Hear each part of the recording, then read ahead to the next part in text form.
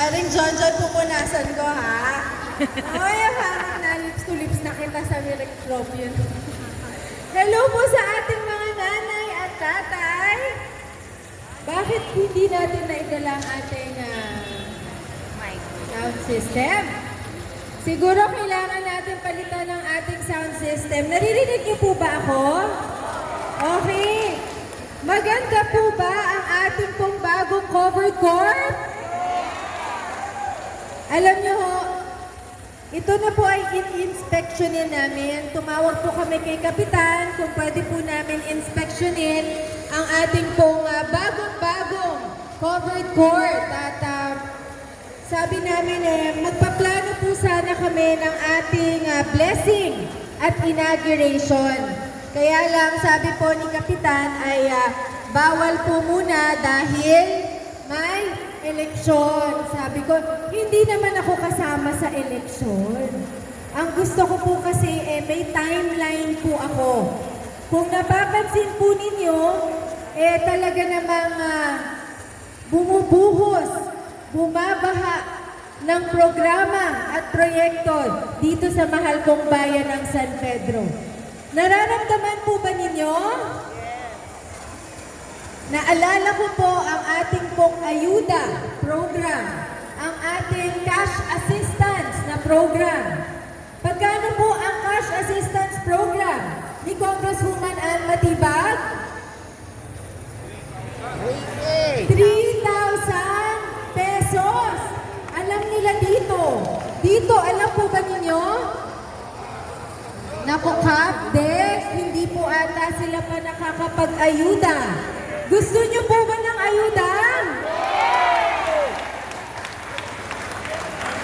Sabi ko nga po mayroon daw po kayong pamiti ngayon. Sabi ko, pwede ba po akong dumalo rin, Tres, at tayo po ay magbibigay ng ating konting mensahe. Kaya't maraming salamat po sa atin, baka sa President Mary Magana sa inyo pong imbitasyon ngayon at sa ating pong President Aida Gozon ng ating pong President ng Senior Citizens din po, ano? Sabi ko, senior citizen na ba po ito? Parang ang babata pa. Parang mga tita ko lang at tito. Naaalala ko po noon, kami po'y parating nakikiusap kay Kapitan Dek dahil ang barangay Calindola po ay gitna ng San Pedro, Upper Villages proper at 7 newly created. Alam niyo ho, ang aking pong opisina ay 15 lamang po ang aking mga empleyado o mga staff. Hindi po katulad sa Binyan, 100. Sa Santa Rosa, 100 din, higit 100 din. Dito po ay 15 lang. Hindi ko po alam kung bakit, pero sabi nga ng ating Panginoon, huwag niyong titignan ang hindi niyo nakukuha o ang mahirap. Tignan niyo kung paano ito mapapabuti. Kaya nag-usap kami ng aking asawa na si Batang Upper. Umiiyak-iyak na ako noon. Sabi ko, bakit hindi nila ako binibigyan ng additional? Sabi naman ng aking asawa, maton na maton. Hayaan mo, baby. Hayaan mo, mahal. Dediretso tayo sa mga barangay officials. Kaya palakpakan niyo po ang inyo pong mga barangay officials na nandirito na kahit mismo hindi kasali ang barangay Calindola sa ating payout, ay ang ating mga tanod, ang ating pong mga opisyales ay naandirito at tumutulong at sinisigurado po na ang kaligtasan at kapayapaan ng ating payout na 3,000 pesos na talaga naman buong Laguna ay pinag-uusapan. Sana naman San Pedro, sabi nila.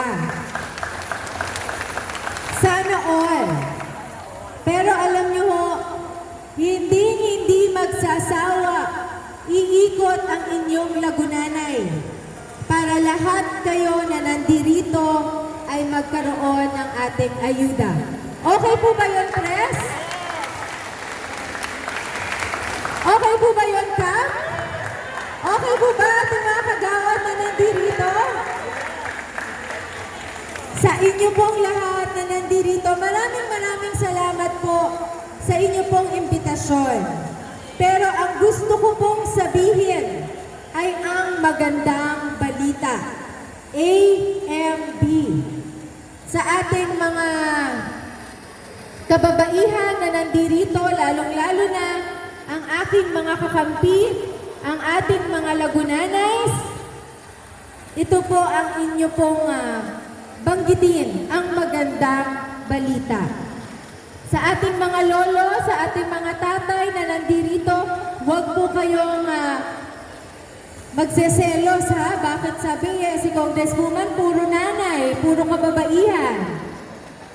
Kapag ang inyong asawa ay happy, sabi nga nila happy wife, happy life. Wala nang misis na nagbubunganga sa bahay. Tama po ba? Kaya kami mga misis na nandito, naiintindihan po ninyo ko.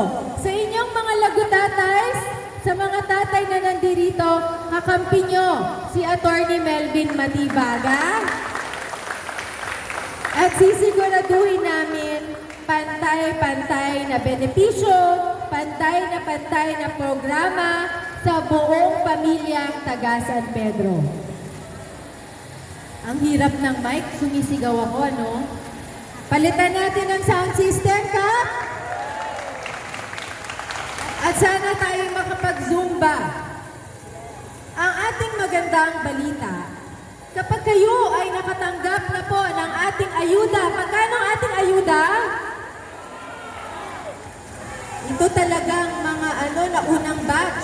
Siguro second batch na po kayo, Okay. Sana ay bago magpasko, bago magpasko, sa ating pong mga nandirito, nakapag-attendance na po ba ang lahat?